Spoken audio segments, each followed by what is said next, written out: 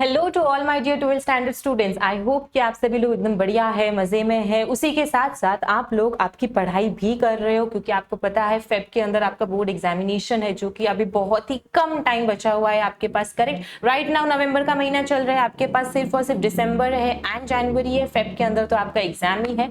So yes, अभी लोग बच्चे बहुत ज्यादा परेशान है कि मैम कैसे पढ़ाई करें, किधर से चालू करें, किधर खत्म करें, कुछ भी नहीं समझ में आ रहा है। सोचा था हमने दिवाली के बाद बहुत अच्छे तरीके से पढ़ाई करेंगे, लेकिन क्या करें, कैसे करें, बहुत ज्यादा कंफ्यूजन है मैम, कुछ भी समझ में नहीं आ रहा है। सो डोंट वरी बच्चा लोग, मैं आज आपके पास इन्हीं प्रॉब्लम का सोल्यूशन लेकर आई हूँ। This side professor Himlata Chaudhary from Aakash Agarwal classes. And बच्चा, आज मैं आपके साथ डिस्कस करने वाली हूँ 5 ऐसी मिस्टेक्स जो आपको आपका OCM के paper, that is organisation of commerce and management के अंदर अवॉइड करनी है।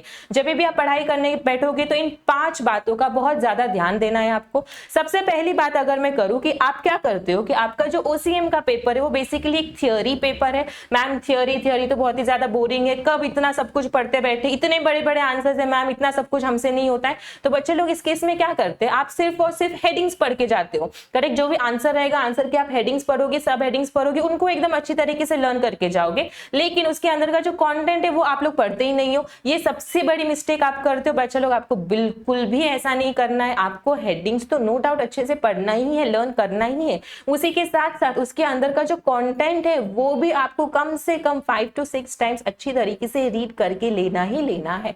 तो ये पहली गलती आप करेंगे। दूसरी गलती, जब भी आप पढ़ाई करने बैठते हो तो आप सीक्वेंस वाइज पढ़ाई करने बैठते हो। सीक्वेंस वाइज मैम मतलब आपके OCM के अंदर टोटल 8 चैप्टर्स है। आप जब पढ़ाई करने बैठोगे पहले चैप्टर नंबर 1 करोगे, फिर 2 करोगे, फिर 3 करोगे एंड सो ऑन। आप ऐसे पढ़ाई करने बैठते हो। बच्चे लोग ऐसे कभी भी पढ़ाई नहीं करना है। आपको सबसे पहले ये देखना है कि आपके सिलेबस के अंदर कौन से चैप्टर सबसे ज्यादा इंपॉर्टेंट है। ऑलरेडी मैंने आपके लिए इसके रिगार्डिंग एनालिसिस का पूरा वीडियो डाला हुआ है। अगर फिर से बता दूं तो आपके यहाँ पर chapter number 2, chapter number 4, chapter number 7 and chapter number 8, ये 4 चैप्टर्स OCM के अंदर बहुत ज्यादा इंपॉर्टेंट है। तो जब भी आप पढ़ाई करने बैठेंगे सबसे पहले ये 4 चैप्टर्स का आपको पढ़ाई करना है। उसके बाद जो रिमेनिंग 4 चैप्टर्स है उसकी तरफ आपको जाना है। करेक्ट, तो आपको यहाँ पर वेटेज के अकॉर्डिंग पढ़ना है एंड सीक्वेंस के अकॉर्डिंग नहीं पढ़ना है। ओके, तीसरी अगर मैं बात करूं, तीसरी मिस्टेक इज लाइक कि आप ऐसा बोलोगे कि मैम पढ़ाई तो कर रहे हैं लेकिन कुछ लर्न नहीं हो पाता है हमसे।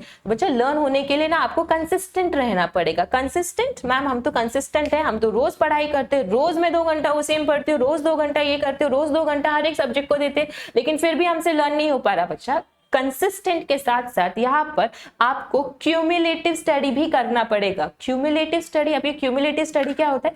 क्यूमुलेटिव स्टडी का मतलब समझो, फॉर एग्जांपल आज अगर आप यहाँ पर पढ़ाई करने बैठे हो, आज आपने अगर 3 आंसर्स लर्न किए हैं, तो कल जब आप पढ़ाई करने बैठोगे सबसे पहले जो आपने ऑलरेडी 3 आंसर्स लर्न किए हैं उनको एक बार फिर से रिवाइज करो। उसके बाद आज आपके जो नए आंसर्स है उनको लर्न करने बैठो। सिमिलरली जब आप नेक्स्ट डे को जाओगे तो प्रीवियसली आपने ऑलरेडी जो 6 आंसर्स लर्न किए है, सबसे पहले आप उनको रिवाइज करो, उसके बाद नए आंसर्स के ऊपर जाओ। ऐसे करके रोज का रोज आप जो लर्न कर रहे हो पहले का पूरा अच्छे से रिवाइज करो, उसके बाद आप ऐसे नया लर्न करो। उसको बोलते हैं क्यूमुलेटिव स्टडी। तो जैसे हर रोज आप पढ़ाई करेंगे, कंसिस्टेंट भी रहेंगे, क्यूमुलेटिवली उसको स्टडी भी करेंगे, उसी के साथ साथ आपको खुद को कॉन्फिडेंस आने लगेगा कि ये आंसर मुझे आता है, ये पॉइंट्स मुझे याद है, ये चीज मुझे याद है। ऐसे करके आपका थियोरी सब्जेक्ट का लर्निंग होता है हमेशा। ठीक है, तो ये बात आप याद रखेंगे। फिर 4th वन अगर मैं बात करूं, that is lack of practice.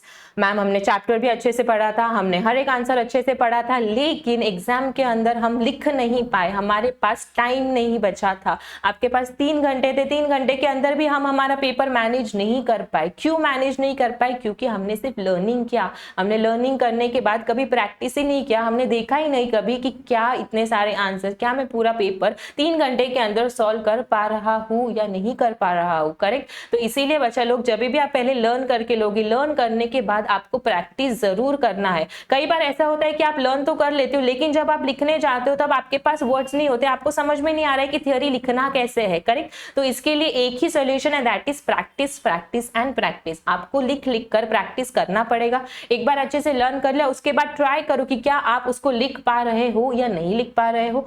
उसके बाद the last and 5th mistake जो आपको अवॉइड करना है, that is leaving easy chapters. Ma'am, आपने तो ऑलरेडी बता दिया OCM के अंदर 8 चैप्टर्स है, जिसमें से सिर्फ 4 चैप्टर सबसे ज्यादा इंपॉर्टेंट है। पर चलो मैंने ऐसा बोला कि 4 चैप्टर का वेटेज बहुत ज्यादा है, मैंने ऐसा नहीं बोला कि बाकी के जो 4 चैप्टर्स है आप उसको छोड़ दो, उसको बाद में पढ़ो, लेकिन पढ़ो। बच्चे यही करेंगे, बच्चे बोलेंगे कि 4 चैप्टर्स पढ़ लिया, अच्छे खासे मार्क्स यहाँ से आ रहे हैं, बाकी की 4 चैप्टर्स जाने दो, कौन पढ़ेगा, नहीं पढ़ेगे तो भी चलेगा। नहीं नहीं नहीं, ये मिस्टेक आपको अवॉइड करनी है, करेक्ट। सो आई होप ये 5 मिस्टेक्स आप पढ़ाई करते समय ध्यान रखेंगे and I hope this video was very beneficial and useful for you. ऐसे ही और अलग अलग वीडियोस लेकर मैं आपके पास आती रहूंगी, जिसके अंदर हम डिस्कस भी करेंगे कि टाइम मैनेजमेंट कैसे करना है, सीक्वेंस क्या होने वाला है पेपर सॉल्व करने का, मैम कौन से क्वेश्चन को सबसे पहले अटेम्प्ट करना है, कौन से क्वेश्चन को लास्ट में अटेम्प्ट करना है, थियरी का पेपर लिखा कैसे जाता है and many more such things, right. तो बच्चा लोग, अगर अभी तक आप लोगों ने हमारा व्हाट्सएप कम्युनिटी ज्वाइन नहीं किया है तो do join our WhatsApp community, link आपको मिलेगा डिस्क्रिप्शन बॉक्स के अंदर।